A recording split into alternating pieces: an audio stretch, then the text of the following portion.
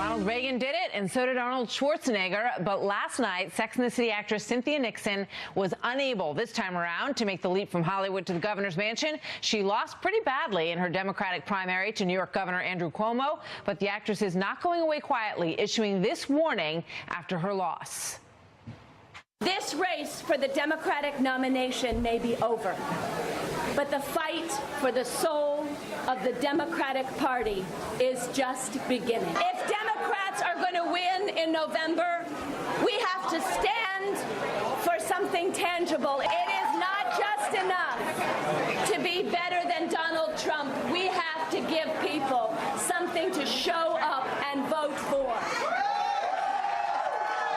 She might be onto something there. Here now, my latest night panel, Lisa Booth, Shelby Holliday, and Danielle McLaughlin. Welcome to all of you. Great to have you here. Danielle, is she making a good point? Well, I think, yes, they do have to stand for something, but I'm not sure that abolishing ICE is actually standing for something. So what we saw with Sanders, for example, in 2016, we saw a split in the Democratic Party, and they couldn't get together to beat a Republican. No one wants to see that happen again. So I think that Nixon needs to say what she needs to say, but Democrats need to come together if they're going to, basically against a common vote. I mean, she definitely represents the far left of the party. She talked last night about legalizing marijuana, banning plastic bags, restoring voting rights to felons on parole, abolishing ICE, and single-payer health care, Shelby. So what does that signify about where this party is and is not going, do you think? Well, I think what's important is that she views this as a victory because she pulled Andrew Cuomo to the left, and he even embraced some of those policies. So liberals like Ocasio-Cortez and Bernie Sanders will say, even though she lost, this is a victory for their movement because it's just one more baby step, one more sort of thing to be proud of for these liberals. And I do think that that tells you a lot about voters, the very far left aspect of the Democratic base. But also remember, we're in New York. It's a very liberal state. I'm not sure that represents the left wing of the Democratic Party across the country. Yeah, and when they move into the head-to-head contest, that conversation is going to definitely be pulled even more center, I would imagine, Lisa. Well, absolutely. And first of all, I'd like to say that I feel a little left out. I didn't get the memo to wear black, so I'm standing a little bit alone tonight. So feeling a little feeling a little excluded. But no, look, I think Cynthia Nixon is right, and I think Democrats are kind of going through what Republicans went through with the Tea Party in 2010, and just like the Tea Party was the response to the Republican establishment, this move towards progressivism, am I saying that? I'm not saying that right, and socialism is the left's response to the Democratic establishment, and we've seen this with Stacey Abrams in Georgia, we've seen this with Andrew Gillum in Florida, and also Alexandria Ocasio-Cortez. So I think, yes, right now the Democratic Party is sort of having this fight over who are they, what do they believe, what is the heart and the soul of the Democratic Party. The Tea Party analogy is a good one, and it's always interesting to see what that ends up doing to the party ultimately. Okay, here's Cory Booker and the famous I am Spartacus moment, because there's news on that. Watch. I openly invite and accept the consequences of my team releasing that email right now. This is about the closest I'll probably ever have in my life to an I am Spartacus moment. You know, I'm sure he gave thought to saying that. He's like, should I say that? Will that work well out there? This is what Clarence Thomas said, and he doesn't talk out a whole lot, but here's what he had to say about that. Honorable.